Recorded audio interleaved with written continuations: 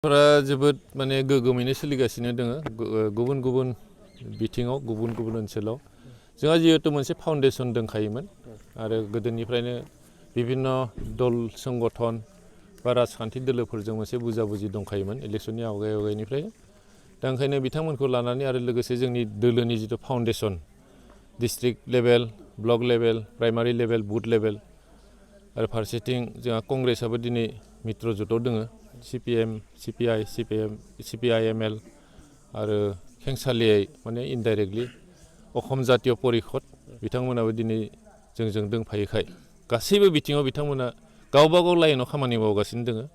आरो बेखायनो बुंनो हायो जे जोंनि दिनै इलेक्सननि फोसावदिंनाया जोबोद गोगोमै जादों आरो माने गुबुन गुबुन दिगाव गुबुन गुबुन एंगेलाव मानसिफोरा मोनसे उत्साहजों थुलुंगानायजों खामानि मावगासिनो दङ समष्टियाव बिजेपिनिफ्राय बिश्वजित दैमारिया केन्डिडेट हिसाबै गसंथिदों दा बिथांनि सायाव नोंथाङा माबाफोर बुंनो गोनां दा बिश्वजित दैमारिया नंगौ बिजेपिनिफ्राय केन्डिडेट जादों दा बियो आंनि थाखाय आं खुब भाग्य होननानै सानदों जुदिबा मानसिफोरा बुंदों बेखौ बिराद हेभि वाइट बिराद माने पपुलार खिन्थु आंनि नोजोराव दा बिथाङा पपुलार जानानै थायाखै मानोना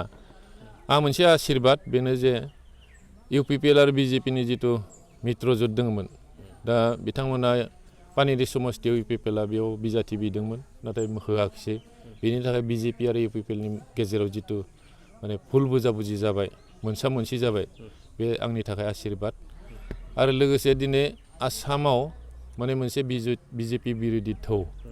माने थौ सोलिदों आरो बे पानेरि समष्टियावबो बेबायदि सोलिगासिनो दङ बेबो आंनि थाखाय मोनसे आशीर्बाद ओंखायनो आरो गुबुन गुबुन दल संगठना जिबायदि बिजेपिखौ होबथानो जाहाथे आसामाव बिजेपिया सरकार बनायनो हाया बेखौ होबथानो थाखाय बिभिन्न दल संगठन ज' जानानै जिबायदि आवगायदों बे आंनि थाखाय मोनसे आशीर्बाद जादों ओंखायनो आं बुंनो दा नागिरदों जे बिश्वजित दैमारिया आंनि थाखाय मोनसे माबा जाना थायाखै बे पानेरि समष्टियाव बे आंनि थाखाय बे फेक्टर जानानै थायाखै आरो दिनैनि समाव फेक्टर हिसाबै नोंथाङा दा फेक्टर बिथांखौनो सानदोंमोन खिन्थु आंनि नोजोराव बे फेक्टर नंलिया आं गोरलैयैनो बिथांखौ फेजेननो हासिगोन बे आंनि सिन्थ जाबाय आरो आंनि माने देरहानाया 100% सियर आङो दा सानदों जे 1,56,000 जिहेतु भटार्स दङ गुबुन गुबुन माने माबाबो दङ इन्डिपेन्डेन्ट केन्डिडेटफोरबो दङ दा बिथांमोना जेसेबां लांनो हायो बेखौ बुंस' हालिया खिन्थु मेजर माबाखौथ' जोंनि गेजेरावनो बिजेपि आरो BPFनि गेजेरावनो थासिगोन दा थायोब्ला आं सानदों जे कंग्रेसनिफ्राय बा गुबुन गुबुन दोलोनिफ्राय जिबायदि समर्थनखौ आं लानो हादों दा बे हिसाबै बिथांखौ आं 40 बा 50,000 भटनि डिफारेन्सआव फेजेननो हागोन नियार एबाउट आं 80,000 प्लास आं भट मोनगोन आरो बे समष्टिनिफ्राय ससियेल मिडियायाव मोनसे खोथाखौ जों गम मोनदों जेनेबा UPPLनिफ्राय मनमोहन ब्रह्म थेवबो बिथांमोननि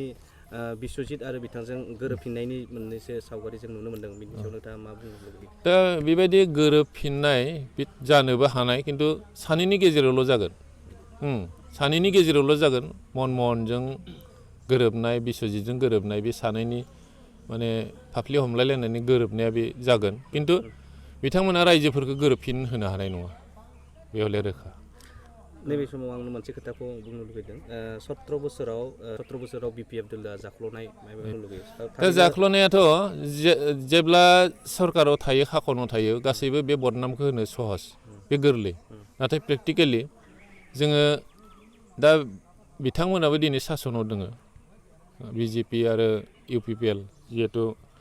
बिथांमोना जौथ' भाबै माने सरकारखौ दाबाय दा दानायनि उनाव दिनै 3 मास जानोसै 3 मासनि गेजेरावनो जोंनियाव माने गोबां अजद गोग्लैफैदों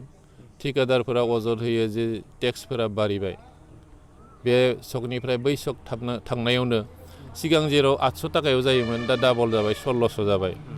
दिनै BTCआवबो माबा मोनसे फाइलनि खामानि मावोब्ला सिगाङाव हयथ' 5% 3%आवनो जायोमोन दा 20% जाबाय होमबा जाख्ल'नाया सोर खालामदों बेखौ निस्सय रायजो राजाफोरा बिजिरगोन आरो फारसेथिं जों मोनथिनायाव दिनै प्रमद बर'आ चिफ जानानै दङ दा जानानै थानानै जों मोनसे बाथ्राखौ मोनथिनो हादों जि बुस्थुआनोखि साप्लाइनि अर्डार होदों साप्लाइ अर्डारखौथ' होबाय बिभिन्न बिभागाव मेटेरियेल साप्लाइ दा बे साप्लाइफोरखौ गुवाहाटीनि साप्लायरा लादों दा बुस्थुखौ माने माबा होआलासिनो कनसाइनमेन्ट होआलासिनो बुस्थुखौ जमा होआलासिनो बिलखौ दिहुनना लांनाय बेबायदि बिटिसिआव सोलिगासिनो दङ आरो दा होमबा जाख्ल'नाया सोर जाख्ल'दों बेखौ निसय रायजोफोरा बिजिरना नायगोन गिबि खामानि जुदि देरहानो हायोबा आं देरहानो हायोब्ला दा बिजेपिनि 5 बोसोर सासन समाव जोंनि हारि माहारिनि गेजेराव जोबोद भुल बुजाबुजि जानो थांगासिनो दं आसामाव आरो दिनै जों बिटिसि ओनसोलाव दङ बिटिसि ओनसोलाव गुबुन गुबुन हारि माहारि जों खौसेयैनो दङमोन नाथाय बिजेपिया थांनाय 5 बोसोराव बे खौसेथिखौ सिफायनानै जोंखौ भाग भाग खालामनानै बर' अबर' सृष्टि खालामनाय ट्राइबेल अना ट्राइबेल सृष्टि खालामनाय हिन्दु मुस्लिम सृष्टि खालामनानै जोंखौ माने हारसिं खालामनो नागिरदोंमोन बर' जाथिखौ बा गुबुन गुबुन जातिखौ हारसिं खालामनानै बिथांमोना बेनि फिथाइखौ लुथिनो नाजादोंमोन दा बेफोरखौनो जोङो सानखांनानै गासैबो हारि माहारिखौ जों खौसे खालामफिननायनि एजेन्डाखौ जों लानांगोन जाहाथे जों बेयाव खौसेयैनो जों गोजोननि लामाजों जौगानायनि लामाजों आगान सुरलांनो हायो दा 2 नम्बराव जोंहा मोनसे एजेन्डा दङ मित्रजुट सरकारा एजेन्डाया जाहैबाय मा 5 मोनबा गेरान्टि बे मोनबा गेरान्टिया जाबाय 1 नम्बराव जोङो आसामाव जायफोर गृहिणी दङ नखर सालायग्रा आइजोफोर दङ बिथांमोननो जों सरकार दानायनि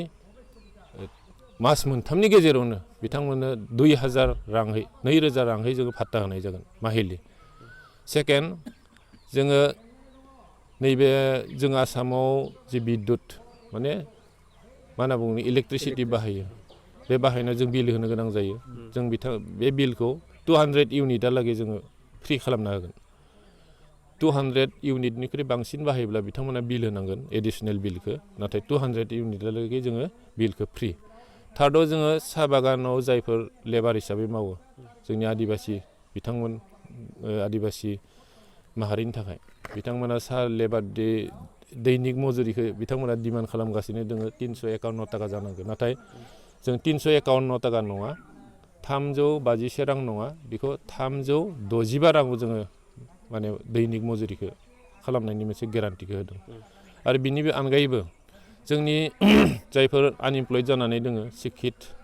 माने सेंग्रा सिख्ला साख्रि मोनाखै बिथांमोननि थाखाय सिन्था खालामनानै बोसोराव 5 लाख 5 बोसोराव 25 लाख 25 लाख जोङो पस्ट क्रिएट खालामनाय जागोन आरो आसामाव गुबुन गुबुन बिफानाव बे जोंनि गेरान्टि दा प्रतिश्रुति खोथा होनाय आरो गेरान्टिनिसो डिफारेन्सा दङ जोंनिया प्रतिश्रुति नङा जोंनिया गेरान्टि काखौ जोङो जिहेथु जोङो गुबुन गुबुन आसामनि सेन्टिमेन्टजों थानानै आसामनि गुबुन गुबुन राजखान्थि दल संगठनखौ बिथांमोननि सेन्टिमेन्टजों थाफानानै जों खामानि मावनो लादों दा बिथांमोना जिहेतु बे एजेन्डायाव दङ ओंखायनो जोंबो काखौ बिरोधि खालामलांगोन आरो जोबथारनायाव मोनसे कुइसन मोनसे खोथाया सरसा जादों एबार जुदि महाजोतनिफ्राय सरकार दानो हायोब्ला बिपिएफनिफ्राय डिपुटि चिफखौ डिमान्ड खालामनाय जागोन होननानै बुंदों बे बेसे सैथो डिपुटि चिफ मिनिस्टार येस दा नंगौ जोङो जुदि 12टा समस्तियाव जों देरहालांनानै 12 जन एमएलए हरनानै जों जुदि सरकार दानो हायोब्ला निसय बे मोनसे फेक्टर जोंनि थाखाय आसामाव जों माने गिदिर फेक्टर आसामाव सरकार दानायनि दा ओंखायनो जोङो दाखालि हाग्रामा साराबो बेखौ बुंलांदों जे सरकार दायोब्ला जोङो डिपुटि चिफ मिनिस्टारखौ डिमान्ड खालामगोन आरो जोंनि ओनसोलनि बे क'क्राझारनिबो जानो हानाय उदालगुरिनिबो जानो हानाय बा बाक्सानिफ्रायबो जानो हानाय बे सान्सआव उननि खोथा बियो आं देरहालांग्रोनि बे चान्स थानाय थायैया निसय दोलोनि हाइकामान्डनि सायाव डिपेन्ड खालामो जानो होनबाबो हाया बा जाया होनबाबो गवा हाग्रामा सारा मोनसे निति दोङो जागोन होनबाबो जाया होनबाबो जाया माब्लाबा माने जायैखौनो जानाय खालामगोन जानायखौनो जायैबो खालामनानै जिहेतु हाइकामान्ड जों सानफ्रोमबो बिथांखौ रेसपेक्ट खालामो अनार होयो बिथाङा जि डिसिसन बेजोंनो जिहेतु थांफायो दा ओंखायनो आंनि बेलायाव मिनिस्टार मोनगोन मोना बे उननि खोथा आं बेखौ सानथ'वाखै दा आं देरहागोन प्रतिनिधित्व माने पानेरि समस्तिखौ मोजां रोखोमै आं दैदेननो हाथों बेखौ कामना खालामग्रोयो आरो रायजो राजाफ्रा आंखौ मदद निस्सय होनो ओंखारबोदों जिहेतु बिथांमोननि गासै साननाय हनाय बेखौ अनार होनानै आं खामानि मावलांनांगोन बेखौ आं दायित्व हिसाबै पालन खालामलांगोन बेनो आरो आंनि साननाया